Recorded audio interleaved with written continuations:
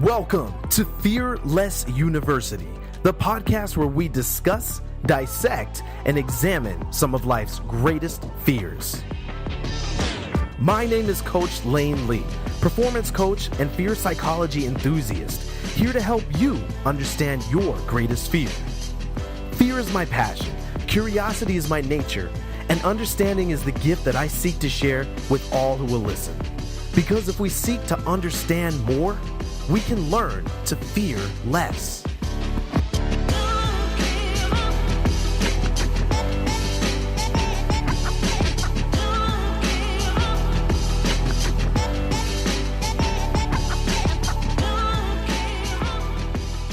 Welcome to the very first episode of Fearless University. You guys, I'm just going to be honest.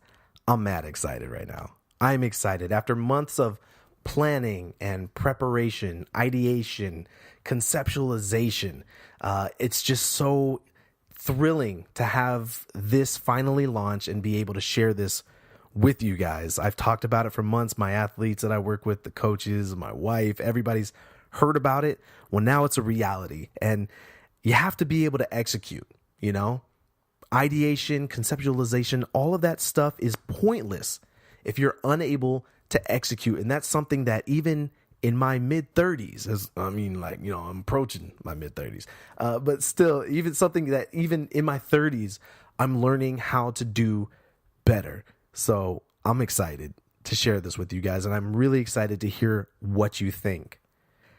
So Fearless University, you guys, it's not about being void of fear.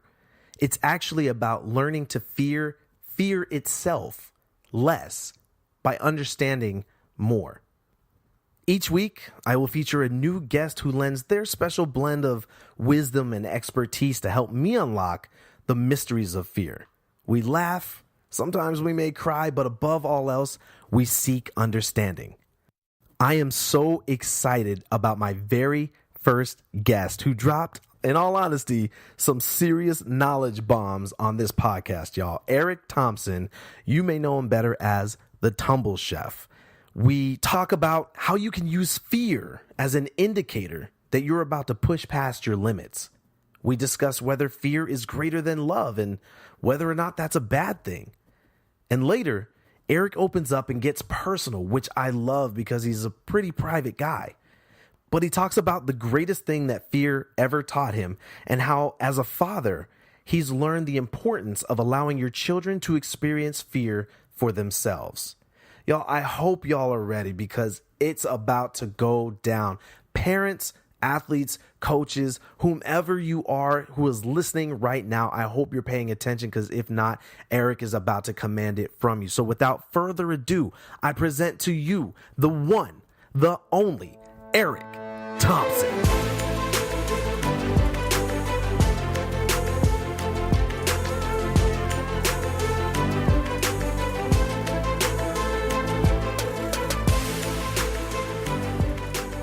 Hey guys, what's going on? Coach Lane here for Fearless University, and I am thrilled right now. It's not only our first podcast interview, our first episode, but also I've got one of the best people that I could think of to kick off this series and be my first interview, my man, Eric Thompson, aka the Tumble Chef. And before we jump in and I let him take the reins, I thought I'd start off with just a quick introduction to who Eric is. Eric and I met through our mutual friend, Alvin Davis, aka the Tumble Doctor, who will be on the show in the near future. Together, we're 2/5 of a tumbling collective we call North Beach Cheer. Even though I'm on the left coast, and the other guys, Eric, Alvin, John, and Nikayo, are all on the Beast Coast. Just a few quick highlights about Eric before we dive in. Eric, or E as we like to call him, graduated in 2008 from Columbia Union College with a degree in history. He has a multidisciplinary background in sports, which he draws upon in the training of cheerleaders, power tumblers, gymnasts, acro performers, and dancers. While in college, Eric was a member of the illustrious Acro Airs acro team for 4.5 years, 3 of which he served as team captain. He has coached tumbling for almost 15 years for recreational all the way up through collegiate and competitive athletes. Eric began coaching cheerleading, however, back in 2009 at Dream All-Stars, where he has coached teams from levels 1 through 5, leading them to numerous state and national championship titles. Under his direction, his level 5 team has qualified to compete at the prestigious World Cheerleading Championship, or Worlds, as it's known to us in the industry, successfully placing higher each year they've attended. Now, CEO of his own traveling tumbling company, Eric is known online and to his athletes and friends as the Tumble Chef, cooking up fresh and innovative teaching and spotting techniques. He is known for his strong leadership and motivational speaking, and he's someone whose opinion I highly value. Ladies and gentlemen, without further ado, Mr. Eric Thompson. What's up, brother? How's it going today, man? How you feeling? What'd you think of that introduction? I thought the introduction was actually pretty good. I actually felt like I was important, which is kind of weird. Listening to somebody else say it. Like when you read it, it's like, right. When you hear somebody else saying it, makes you feel kind of important. Yeah, so, you know, when you're writing it for yourself, it's like, oh, am I saying too much? Am I really that cool? But it's always better when somebody else reads it. But look, man, I appreciate you being here. Thank you for taking some time out today. We're not going to keep you too long, but I know that what we're doing here needs to be heard, and I think a lot of people are going to get value from this podcast. So I really appreciate it. I'm glad I'm actually really honored to be here. Man, I appreciate you. So look, I know I just basically gave your life story there, but let's do this. I know you're a pretty private guy, so I already appreciate you doing this, but tell us a little bit more about yourself and maybe how Tumble Chef came to be. Well, it's funny that we chose to start today. I was just having this conversation with some of the kids on my team. Nice. And they were like, Eric, don't you have a history degree? Why are you a cheer coach? And I think the funny thing about it, I think everything happens for a reason. And I remember being at acro practice and having a guy named Juba walk in, and it was the simplest of questions, and I never thought it would change my life so drastically. Wow. But he essentially walked in, and he asked our coach, did he have any guys on the team that was willing to work, like teach tumbling, spot tumbling? And my coach came in and he asked me, like, Eric, are you interested in teaching tumbling? I was like, do you get paid? And he was like, yeah, it's a job. I was like, well, I'm broke. Yes, I'm down. And that's essentially where I've been. And that started 2000 and I think into 2003, I believe, 2004. Wow. And I've been doing it ever since.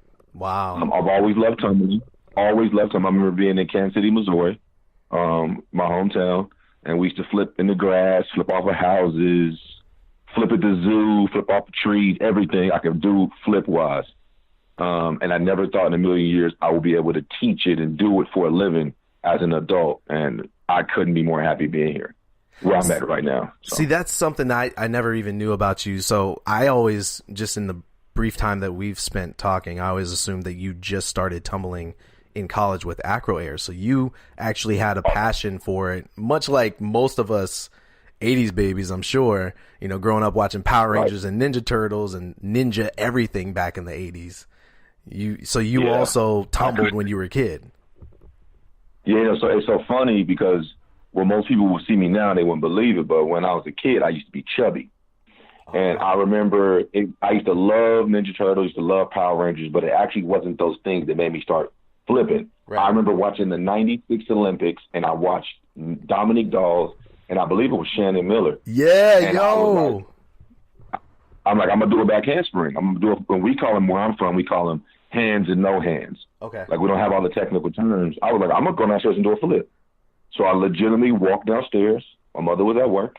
I moved her living room table back, moved her couch back, and I just started flipping. Wow.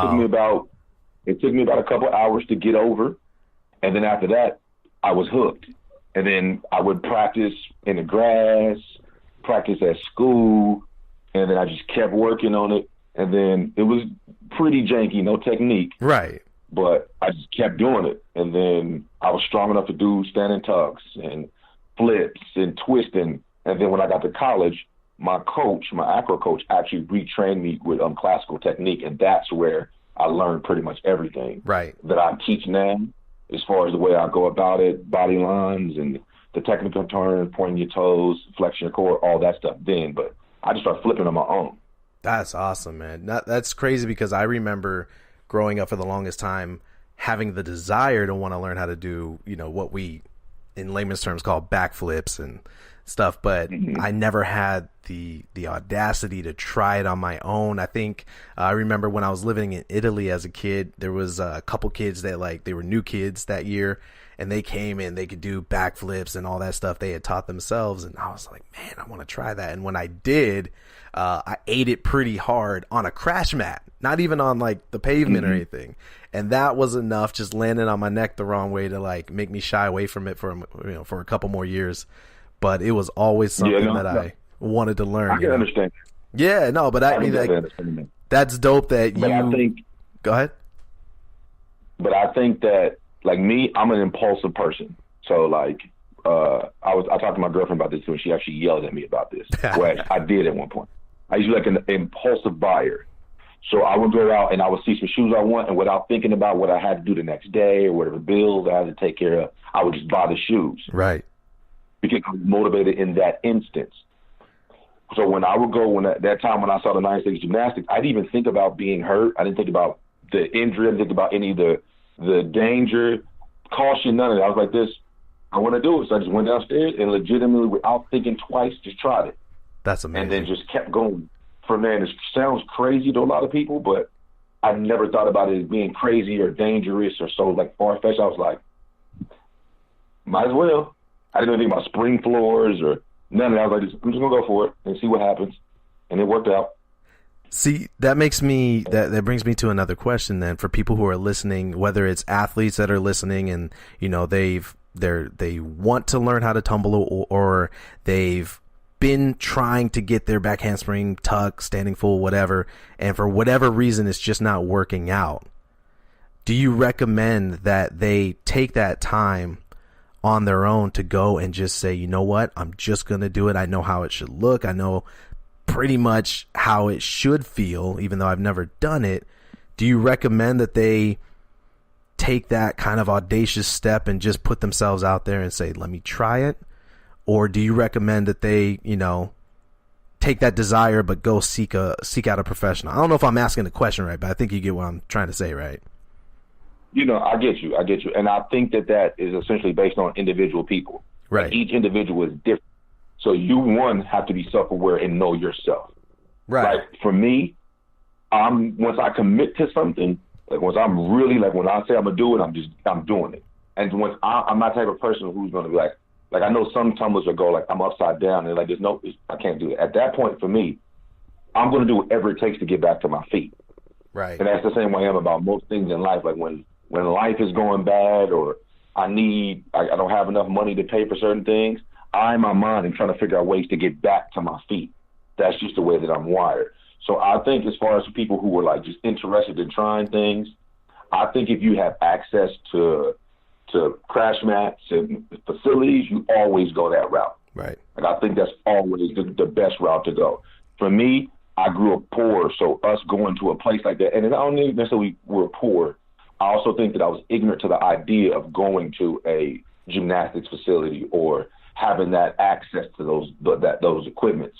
So for me, the best thing for me was couch cushions or a mattress. So that, to me, in my mind, was my safest bet. So that's what I went with. Gotcha. I wouldn't tell anybody to go out and just try a back handspring just in the grass or the way I learned it. Looking back now, I was crazy, essentially. Man. But I think that now access, and I think we live in a world now, if you have questions about things, there's nothing you can't find out. If you want a place to go do those things, that you can just tap on your phone and find your nearest cheer gym or your nearest gymnastics gym for open gym, right, and then try things. Right. I don't think there's anything wrong with trying things, though. I think trying things and figuring things out on your own is actually one of the lost, I think, characteristics or arts in today's youth. Yep. I think sometimes we give the tumble coaches far too much credit for things that you actually could figure out on your own. Right. Now, I understand I'm in the tumbling business, And me to say that is actually a bad business move.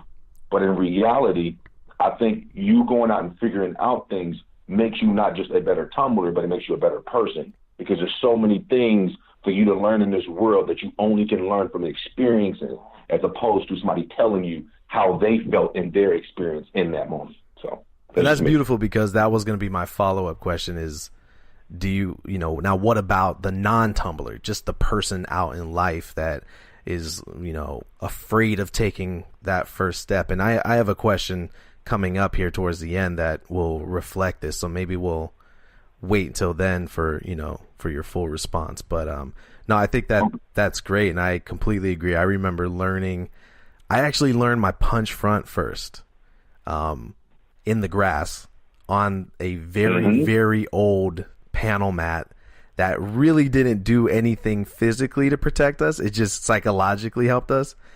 And man, I was part of the backyard tumblers league, you know, and in high school. That's when it's the most pure. That's when it's the most fun. Man. Where you're just out there and you and your friends are just having a ball, having a blast, and it's just like everybody's having a good time. I got my punch front, and we didn't even call it that. We just called it front flip. Front flip, right? You know, thinking you Jackie Chan out there in the grass. You ever play the game Grades? No. Where they take the rope and they lift it up. Well, we played a game called Grades where you started I think it's like kindergarten or something. Wow. And the rope is at its lowest, and you go all the way up as high as you can jump over the rope. I think the first time I did a front flip was over the rope. And I was just trying to figure out how to get over the rope. And I was like, I landed on my feet. I can do that anytime now. And I just That's hilarious, man. That is hilarious. Yeah, I guess we did do that, but with obstacles, you know? So we would stack mats. We would throw chairs. Sounds crazy, but we would throw chairs at each other. We would have different heights of people, other kids in class. You're like, all right, Tommy, you stand there. We'll see if we can jump over you, you know? And then I have the next person, Jeff, you stand there. And so we would just kind of, gradually. But I think that was, I agree. Those are good times. Anyways, I think this is a good point for us to move on. But the main, I guess, the meat and potatoes of today's interview has to do with a phone call that you and I had almost 2 months ago already. But this was the conversation that prompted me to not only make you my first interview, but also, I don't know if I told you this yet, but change the name of a YouTube show I'm working on that was originally, I forget what I was going to call it before, but now I want to call it Fear Stronger. And it was because of our phone call.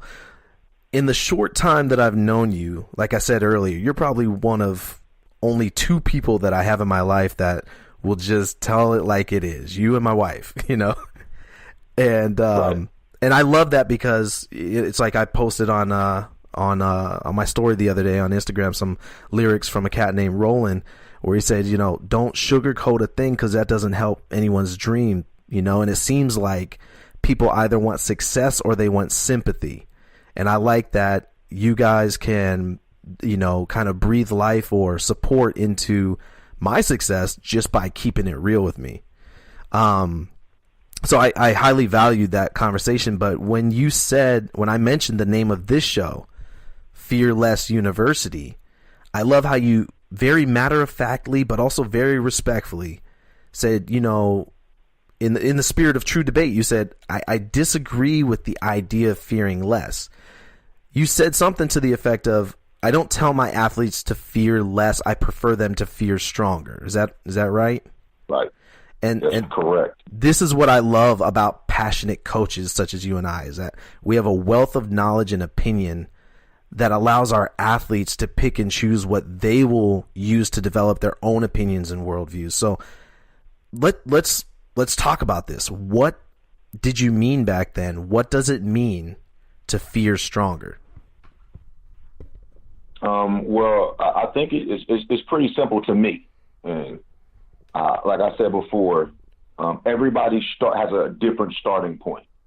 And I don't believe that your starting point is what defines you. It's your ending point is where you end up at.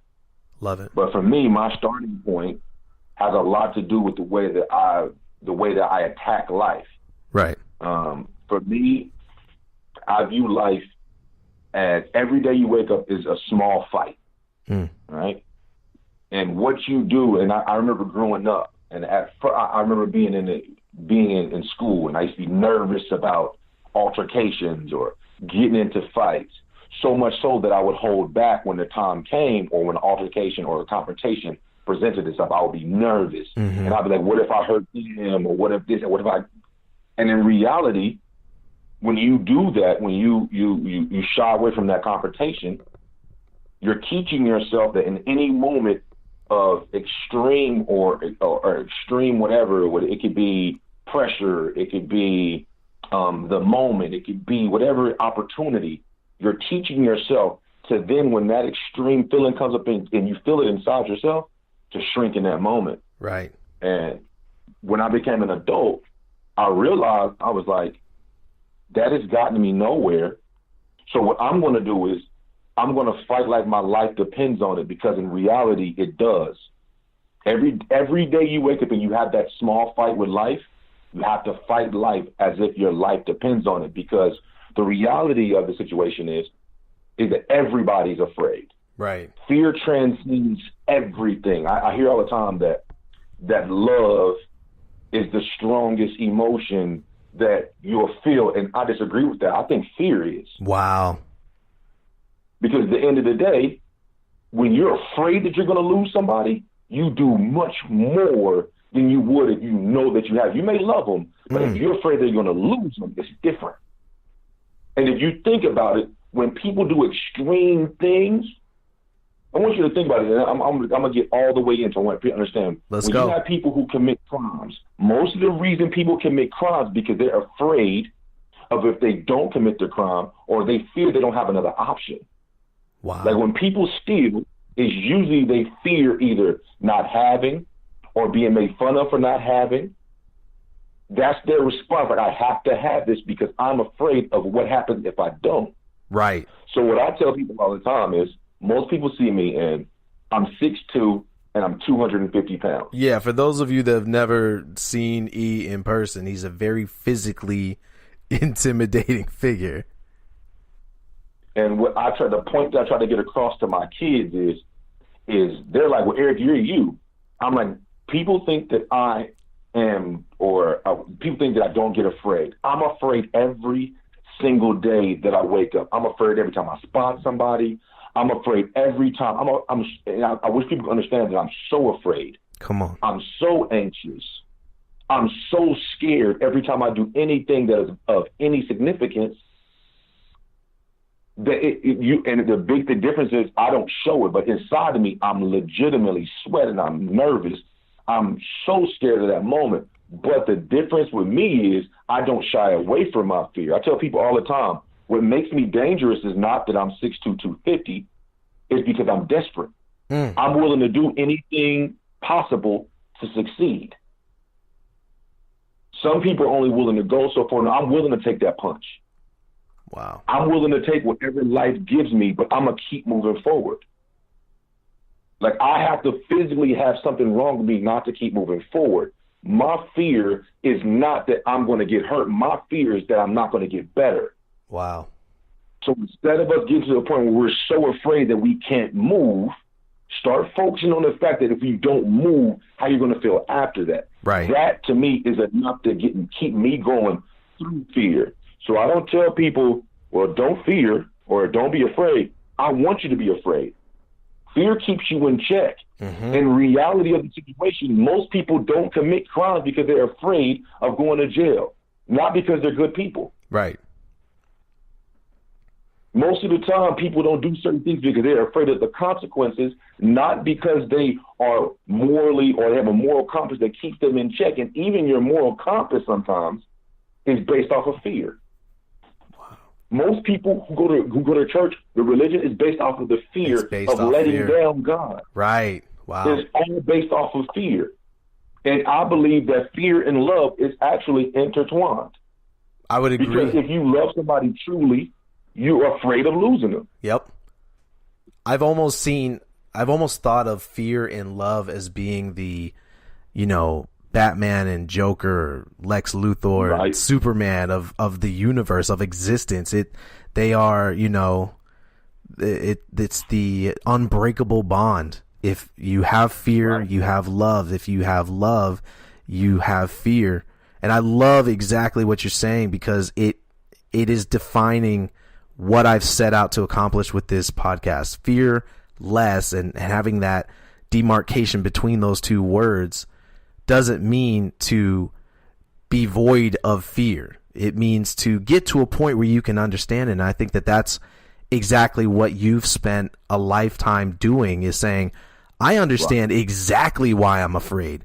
And this is telling me that I need to take action. This is telling me that I'm out of my comfort zone. This is telling me that I need to go a step further and do what I got to do to succeed.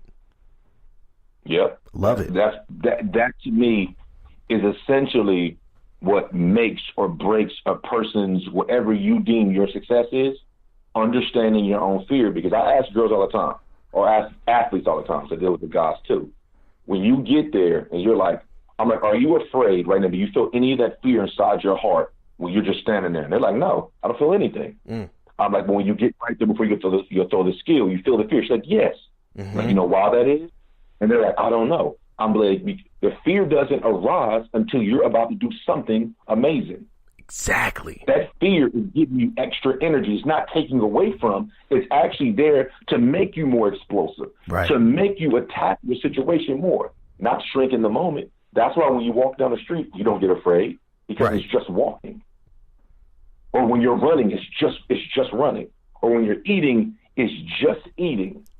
But when you get to that situation where you're about to shoot the game-winning shot, or you're running your route, you're going to catch that game-winning touchdown, or you're about to do your round-off hamstring full, you feel that fear because you're doing something that everybody else can't do. So when I feel that, that's me letting me know that I'm taking steps in the right direction. Not that I should back up. That means I should just keep taking steps forward. As soon as the closer and the more fear that I feel, I know that I'm closer to wherever I'm trying to get to. That's it. If you got to go through that to get to where you're trying to go. I freaking love it, man. I try to teach something. No, I love it, man. I think that's beautiful, because it's, and this is a personal thing, but I get so, I don't want to say upset. I just, over the years, since I've been obsessing over the study and psychology of fear, I've been just kind of ashamed at where culture has taken the concept of fear and how you have to battle it and fight it and conquer it. And I think that there are ways that you can have a command over the understanding of your fear. But I did a video last week where I was saying, it kind of hit me like fear is like that wild beast that you stumble across in the woods. And what does a wild beast do when it feels backed into a corner? Attack. It attacks, and it fights back at you so much harder than it would have if you had taken the time to maybe just understand it, or not try to tame it, but instead try to learn to coexist with it. And I think that is the misconception that is largely accepted in culture, in society, is that you need to get rid of your fear instead of doing what you're saying, which I love. It's like, no, that fear is an indicator. That fear is there to let you know when you need to, again, I hate to beat a dead horse, but it bears repeating, step outside of your comfort zone and start attacking. Like, get it done. Yeah, nope, 1,000% agree. It's fear to me is likened to Peter Parker's Spidey sense. Right. It's like that indication that it's about to go down. I love that. Be on your P's and Q's. Right. As opposed to you saying, well, I can't do this or I can't do that. I think, me personally, I think that fear, and I understand it. I see athletes, and I can see the terror in their eyes. I can see that fear is paralyzing. I can see those things. I can see it. I understand it. What I want to get people to understand about me, and I think sometimes people don't, they realize, well, Eric, you don't feel this and you don't feel that. And I've spent so long trying to convince people that I don't, because, you grow up in a world where a man is supposed to be macho and supposed to be tough and supposed to do these things. And You're about to take us down a whole nother. You get caught up in the masculinity of things. Right, man, that's a whole nother conversation. That's a whole nother episode. Right. I'm not afraid. I'm terrified. Wow. I am terrified. Every time I have somebody do a new skill, I'm terrified. All of it. Not because they're not prepared, because anything can go wrong. But I also realize, too, if I get afraid and I don't allow them to keep moving forward, then I should be ashamed of myself as a coach. Right. It is my job to get them to where they need to go. So that means even when I'm afraid, I still need to get them to do new skills when they're afraid, because that's essentially what they want to do. That's what they're there for. Like I'm a parent. And I think now more than ever, I realize with my business and I'm like my definite purpose. Like, why am I doing it? And I had these posters up in my room. They fell down now, but I wrote my definite purpose in this big, bold letter marker. And I'm like, I want financial freedom, and I want Tumble Chef to be an internationally recognized tumbling company. Come on. And I was like, what? And then I realized that none of those things are my definite purpose. Right. I'm afraid of not being able to provide for my family and my children. I'm afraid of not being able to provide for them. So since I'm afraid, there's nothing that I'm not willing to do to make sure that I can. And that'll wake me up every single day when my body hurts, when I'm bruised, when I'm sad, when I'm mad, and I will get out of that bed, put both feet down, and I will do what is necessary to figure it out. It's like how Eric Thompson talks about knowing what you're actually, he's not the only one. There's a lot of people that we listen to that talk about this, but knowing your why, like making it about more than just yourself or your business or what you want to accomplish, but like focusing on, like you said, fear and love, they're intertwined. So you focus on the people that you love, and the fear of losing them or letting them down, or, you know, them being in a worse off position is going to motivate you to action. I agree. 1,000%. I agree. 1,000%. Man, I think that, go ahead. I think the crazy thing about it is, I think sometimes, and everybody's different. Like, some people are self-motivated. Some people are externally motivated. Right. And it depends on how you do it. But what I do think is you need to sometimes just sit down and just listen. Just listen to what your body is telling you. Listen to what your mind, what your soul is telling you. And I think sometimes in those moments, I think about this, and the last thing I'll say before we move on. I was talking to the other girl. I was talking to these girls about it, and I was like, fear is this beautiful thing. It makes you do amazing things that you never do. I used to grow up, and I love superheroes. Favorite superhero, he's not really a hero, like an anti-hero, but whatever, is the Incredible Hulk. My God. I'm like, his super strength allows him to do everything. It's everything. And most people see the Incredible Hulk and they think that what is anger that sets him off. But the reality of the situation is he's afraid. If you ever hear him saying there like this, somebody's the strongest, and the Hulk is like, Hulk is the strongest there is. His fear of not being the strongest makes him stronger. Same thing is when you hear those stories about those moms, right? And their kid is trapped inside a car, and they rip the door open and they grab their kid out, and they're working just off adrenaline. It's not that that's fear, right? They are afraid that they're going to lose their child, and not even a steel 2-ton car door is going to stop them from getting to their child. Wow, that is what fear is. That is what fear can do for you. Fear can actually make you amazing if you use it the correct way. If you don't use it, or if you try to get rid of it, then you're losing out on one of the things that your body naturally produces that is there to assist you in getting things done. Before I move on to the last two questions, and it's paining me to say that it's the last two because it's just this is what I live for. But before I do, I'm sure people listening want to know, where can they stalk you online? I have a website, www.tumblechef.com. I'm actually more active on Instagram and on my Facebook page, which is also under the same name, Tumble Chef, of videos, things like that. You can DM me, direct message me. If you have questions, that's pretty much the most common places I'm at. I'm at competitions. I'm all over the place, but I'll usually be on Facebook, Instagram, under the name Tumble Chef, posting videos. People send me direct message, ask me questions about drills, and is there anything I can do here? And I try to coach online. But that's pretty much it. I guess that's the whole thing it comes to. I think a lot of value is, I think Instagram is undervalued a lot by people stepping into the game, because that's where I found the most interaction with the athletes. Right. And I love that athletes can reach out to you directly and just be like, hey, I gave up on my skill, or I need some drills. And you guys make sure you follow Tumble Chef on Instagram. Check him out on Facebook, and be sure to check out the website. A lot of people don't go to websites anymore, but be sure to check it out, because that definitely is a lot of valuable information there. Definitely. It's definitely. You think like you set everything up and you want to be as legit as possible. And you're like, me personally, I think Instagram is where I get the most traffic, actually. Right. Like I had a guy from New York not too long ago. He's like, you should come to Manhattan. I like, that's random. But it is what it is. I'll take it where I get it. I think I really love tumbling. I think tumbling is amazing. I think it's I think it's like the highest art form of human expression, actually. Right, of movement. Like the way you move, the strength, the grace, the control, the balance. I think that it's amazing. But I think at the end of the day,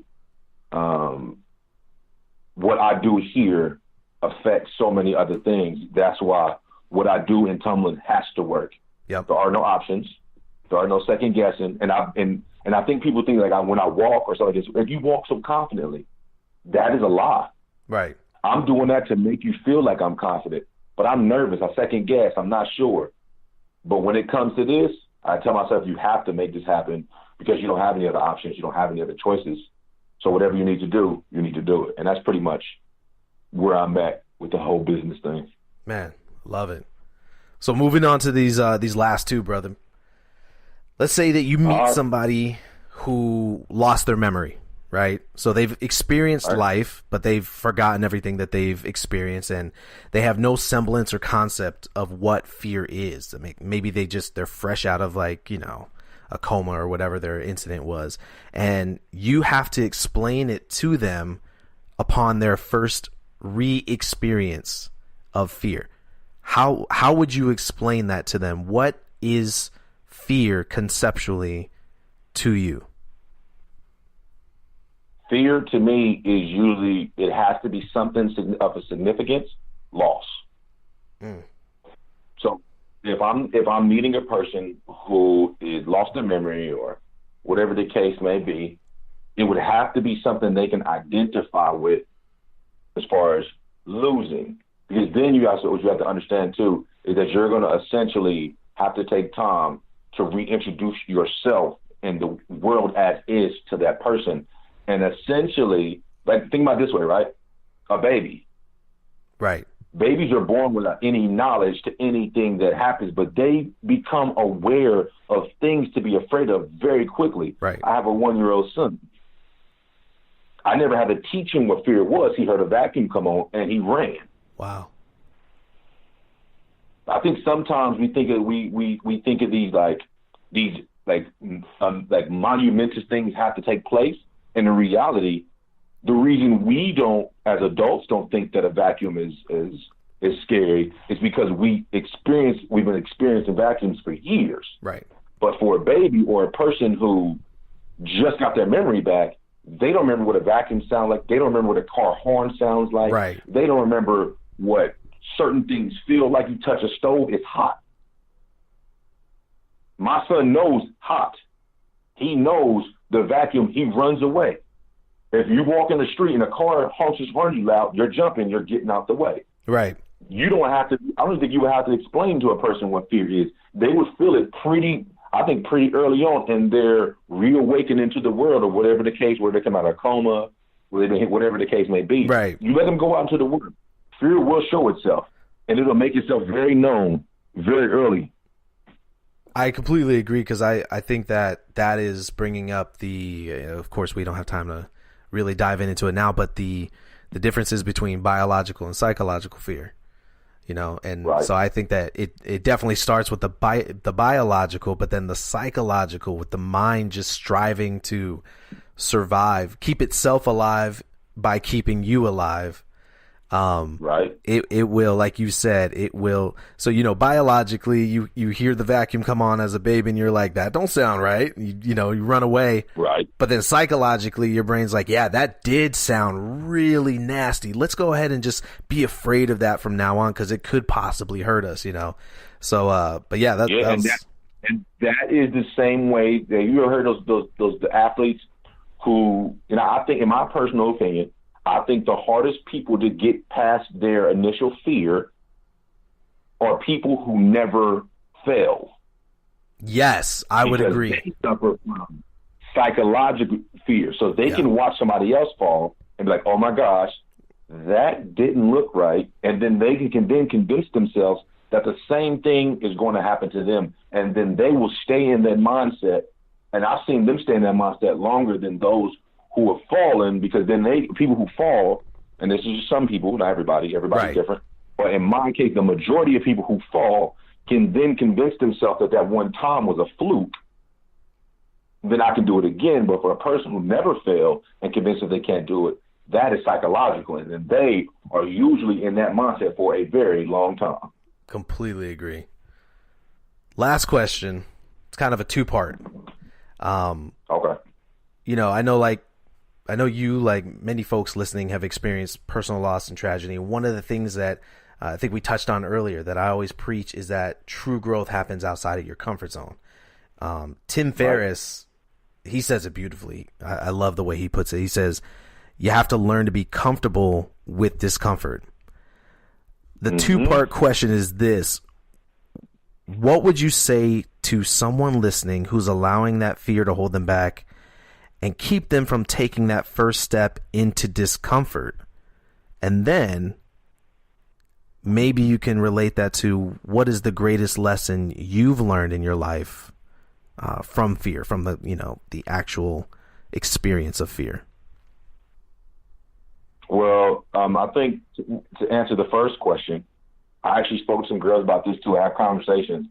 I think as a Tumble coach, we should have a talk show, because you spend so much time just talking to your kids, as opposed to flipping them now. It's kind of the purpose of this right here, you know? Right.